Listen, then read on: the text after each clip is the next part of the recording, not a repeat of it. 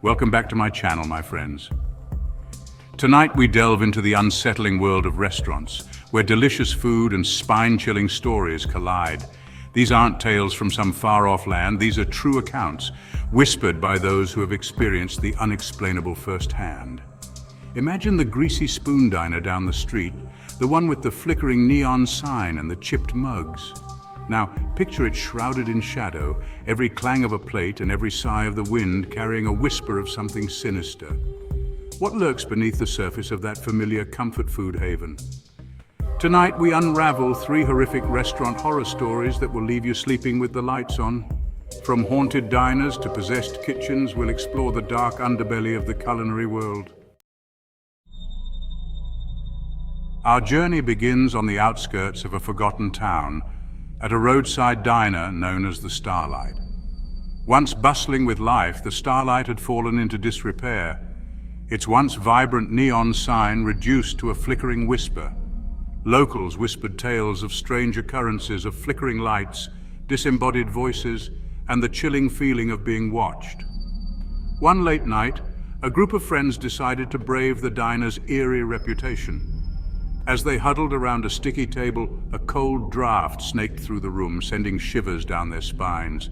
The jukebox in the corner, silent for decades, sputtered to life, a haunting melody filling the air. Nervously, they tried to laugh it off, but their laughter died in their throats when the plates and cutlery on a nearby table began to rattle violently. The temperature plummeted, and a bone-chilling feeling washed over them. They fled into the night, the diner's haunted melody echoing in their ears. Days turned into weeks, and the strange occurrences at the Starlight continued. Waitresses reported seeing shadowy figures lurking in the reflections of the chrome countertop. Cooks claimed that pots and pans would fly off the shelves, seemingly of their own accord. One particularly terrifying night, a lone waitress was closing up when she heard a blood-curdling scream coming from the kitchen. Her heart pounding in her chest, she cautiously made her way towards the sound, each step filled with dread. As she peered into the kitchen, she saw a sight that would forever be etched into her memory. The industrial oven, cold and lifeless just moments ago, was glowing an eerie red, its metal exterior contorting and twisting as if alive. And standing in front of it, his eyes wide with terror, was the diner's head cook. Before she could even scream, the oven door swung open, revealing a blinding white light and a wave of intense heat. The terrified cook was thrown backwards, his body slamming against the wall with a sickening thud.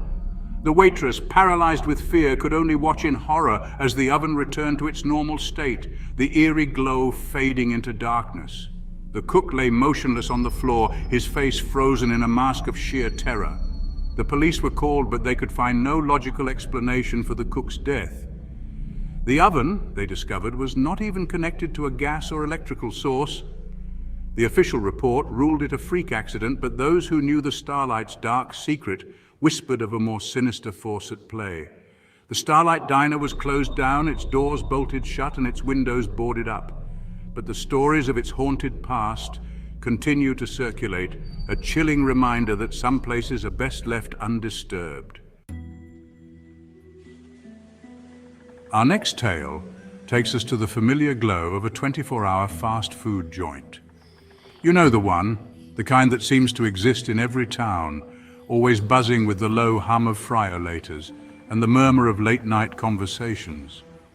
But behind the bright lights and greasy burgers, a darkness festered within its walls.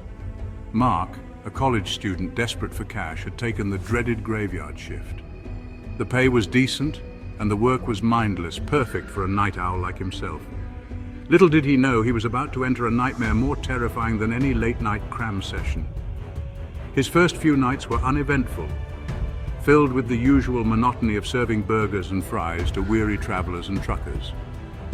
But as the week progressed, a sense of unease began to creep in.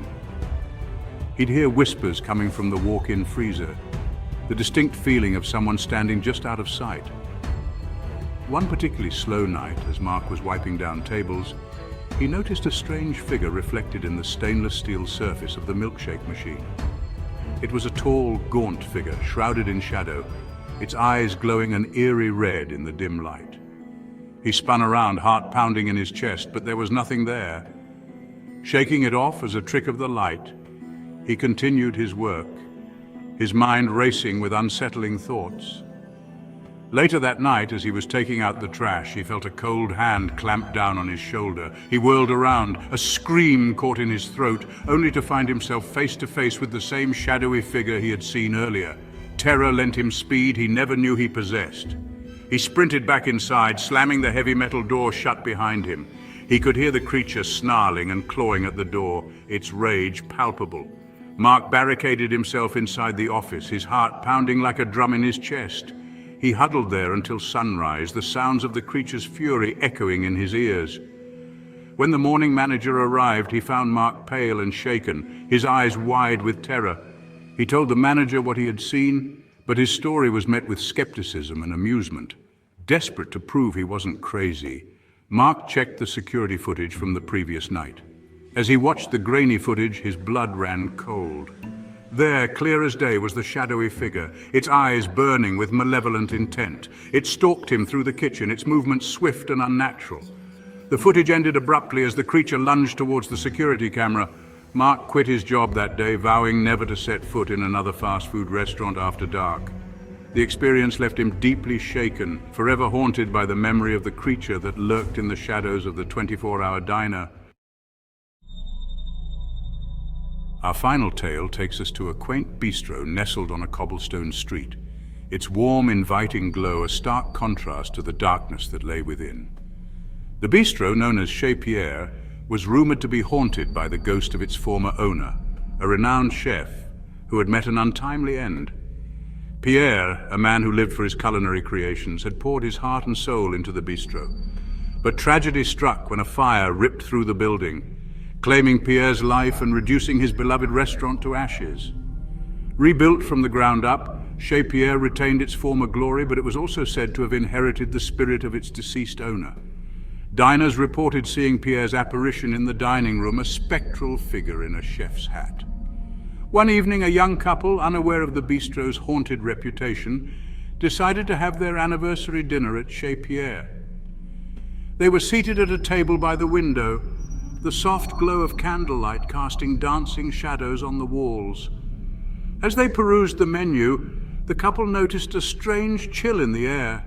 The candles on their table flickered and sputtered, and a cold draught seemed to emanate from the fireplace, even though it was a warm summer night. Their unease grew when their waiter, a young man with a nervous disposition, seemed hesitant to approach their table. When he finally did, his hands trembled as he poured their wine, his eyes darting nervously around the room. "Is everything all right?" the woman asked, sensing the waiter's discomfort. The waiter hesitated, then leaned in close, his voice a hushed whisper. "I don't mean to alarm you," he said, "but there have been sightings. People claim to have seen the ghost of the former owner, Pierre." The couple exchanged a skeptical glance, but before they could respond, the lights in the bistro flickered violently, then went out completely, plunging the restaurant into darkness. Screams erupted from the other diners as a wave of cold air swept through the room, carrying with it the distinct scent of burning wood. Then, as quickly as it had begun, the darkness lifted and the lights flickered back on. The diners, shaken but unharmed, looked around in astonishment, their hearts pounding in their chests. But for the young couple, the terror was far from over. As they turned back to their table, they were met with a sight that sent chills down their spines. Standing beside their table, his spectral form shimmering in the candlelight, was the ghost of Pierre. His eyes, filled with a mixture of sadness and longing, were fixed on the couple. He reached out a translucent hand towards them, his touch sending a wave of icy cold through their bodies. The couple screamed, their cries echoing through the stunned silence of the bistro. They scrambled back from the table, knocking over their chairs in their haste to escape. As the other diners watched in disbelief, the ghostly apparition of Pierre vanished into thin air, leaving behind nothing but a lingering chill and the faint scent of burning wood. The young couple, their anniversary dinner ruined, fled the bistro, their minds reeling from the terrifying encounter. Word of the haunting spread like wildfire, and soon Chez Pierre gained a reputation as one of the most haunted restaurants in the city. Tonight, we've journeyed through the chilling tales of the Starlight Diner, the unsettling 24-hour diner, and the ghostly Chez Pierre. Each story a chilling reminder that even in the most mundane places, darkness can lurk. Have you ever had a scary restaurant experience? Share your stories in the comments below, and who knows, maybe your tale will be featured in a future video.